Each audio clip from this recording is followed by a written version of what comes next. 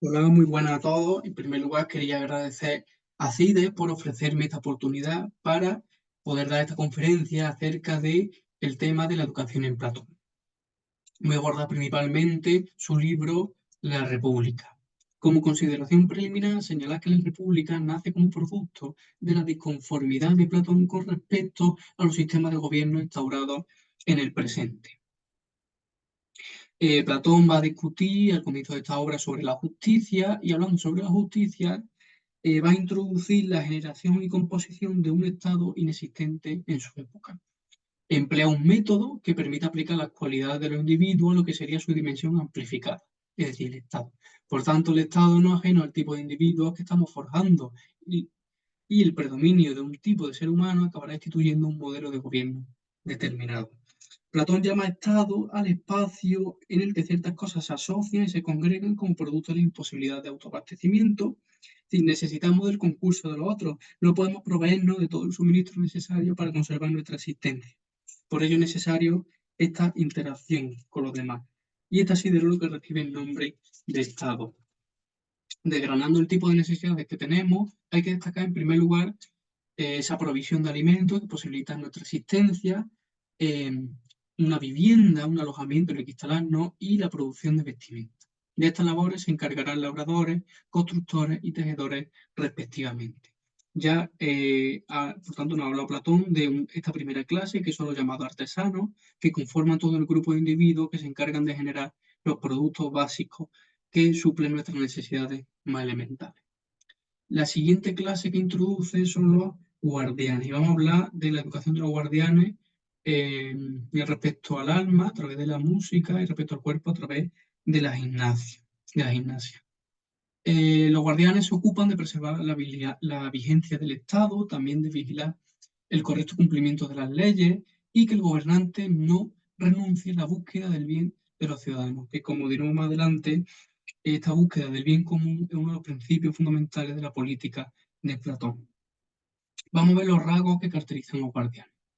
Pues señala Platón un carácter pasional y feroz con respecto a los enemigos de la ciudad, pero un comportamiento pacífico y noble respecto a los conciudadanos con los que conviven.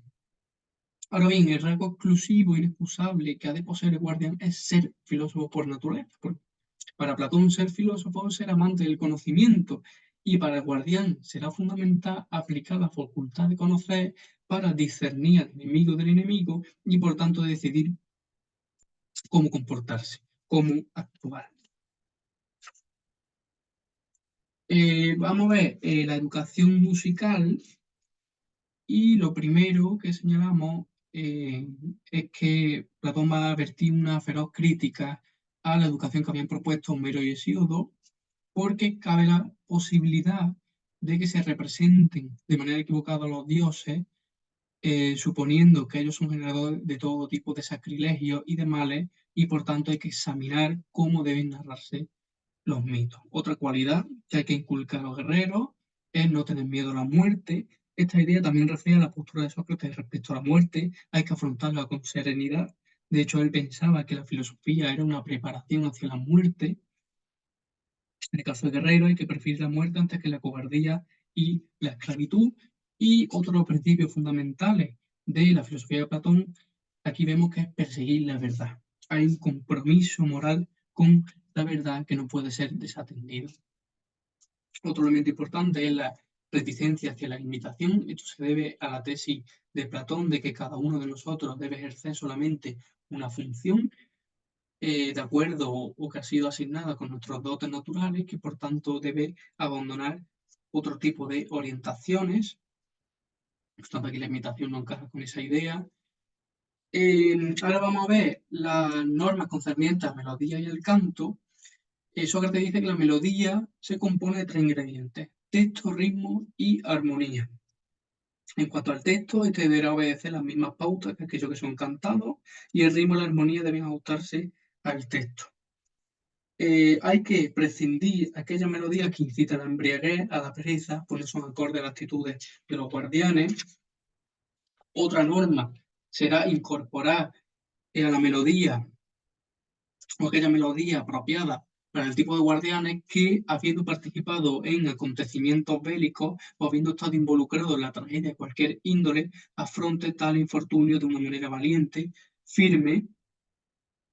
Pues bien, es importante preservar la armonía en el texto porque si son perfectos se entrelazarán con un carácter excelso del alma. Cambio, la falta de gracia, de ritmo, de armonía, se alían con un alma mala, perversa y con un lenguaje grosero. Todas estas prescripciones son relativas a la educación musical de los jóvenes, enfocándose en el cultivo de determinadas propiedades del alma, pero ahora también tenemos una educación del cuerpo a través de la gimnasia, en la que, por citar algunas exhortaciones de Sócrates, dice que no hay que embriagarse, hay que permanecer alerta, hay que conseguir una salud resistente, alimentarse de carne asada, etcétera. Otro tema que he incluido en esta presentación, que considero que es de vital relevancia en el contexto actual en el que nos encontramos, es la naturaleza de la mujer, cómo concibe Platón a la mujer y la diferencia con respecto al hombre. En primer lugar, Platón nos dice que eh, si queremos que las mujeres hagan las mismas cosas que el hombre, habrá que brindarles la misma educación. Es decir, aquí radicaba uno de los problemas, de que se proporcionaba una instrucción diferente al hombre y a la mujer, como si fueran dos naturalezas distintas, opuestas. Y aunque puedan tener ciertas cualidades diferenciadoras, tanto el hombre como la mujer participan de un género más amplio en la humanidad. Es el género humano. Por tanto, dice Platón que debe tratárselo del mismo modo que a los hombres. Así, aquí se está demostrando que no hay dotes naturales exclusivos destinados a los hombres, sino que ambos participan de ellos y por tanto podrán dedicarse a las mismas ocupaciones.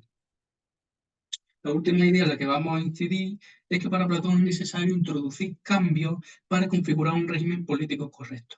Todo está mal estructurado porque en su seno carecen de un gobernante filósofo. De hecho, llega a manifestar Platón que a menos que se identifique y se encarne en un mismo individuo filosofía y poder político, no habrá fin para los males de los estados y mucho menos para los del género humano. Para concretar a qué denominamos filósofo, insiste Platón en que el filósofo es el amante de la sabiduría, el amante del aprendizaje. Y para discernir que es un filósofo y que no, procede a distinguir entre doxa y opinión. El filósofo es aquel que concibe que hay una idea de bien y de belleza, pero eh, aquel que no es filósofo considera que esta idea de bien y de belleza, por su participación en los cuerpos sensibles, eh, hay una multiplicidad de ideas, ¿no? Es decir, el filósofo reconoce que hay una idea en sí y no la confunde con su representación en el mundo sensible, que son solo imágenes semejantes, copias, y el que cree en la belleza en sí intenta conducirse hacia la búsqueda de ese conocimiento, mientras que el que la concibe como múltiple no adquiere conocimiento. Em, Otra cualificación esencial del filósofo es su amor e inclinación a la verdad. Que dice Platón que el filósofo está enamorado de la verdad y por tanto muestra su repugnancia de inclinación hacia cualquier sospecha de posible falsedad. Otra característica será la moderación, apartándose de la ostentación, la opulencia, el apego a la riqueza o el afán por el lucro, porque esto supone la efervescencia y surgimiento de la arrogancia y la vanidad, y finalmente terminará abandonando a la filosofía. Por proporcionar unas conclusiones generales, creo que hemos recogido la relevancia de las educaciones en el pensamiento platónico, y aquí también he puesto dos citas, la que dice: sin embargo, mi querido Adimanto, todas estas prescripciones que le imponemos, por muchas importantes que puedan parecer, son todas de poca monta. Si se atiende la única cosa grande, ¿cómo se dice? O más bien, en lugar de grande, suficiente. ¿Cuál es? La educación y la instrucción. Y otra cita que dice: en efecto, la crianza y la educación debidamente garantizadas forman buena naturaleza. También hemos hecho la descripción de cada una de las clases y quién debe de gobernar. Y esto han de ser los filósofos. Porque para Platón el filósofo es bueno, está exento de todo mal. El mal en el intelectualismo socrático solo puede ser ejercido por por la intromisión del desconocimiento. Tanto el rey filósofo empleará la razón para desempeñar acciones que redunden en el bienestar de la comunidad. Sin duda, y a colación con esto, queda claro que Platón no pierde de vista la felicidad de la comunidad y al educar a cada clase de acuerdo con su tarea asignada, todos alcanzarán la felicidad y un grado de plenitud existencial alto. En definitiva, creo que hemos expuesto esta temática em, sobre la relación que se puede trazar entre filosofía y educación, pues debemos tener en cuenta que la educación surgió en el seno del pensamiento filosófico y que si queremos construir una sociedad sana, justa, buena, bondadosa, el primer elemento en el que tenemos que insistir es en la educación. Espero que haya gustado. Muchas gracias por todo.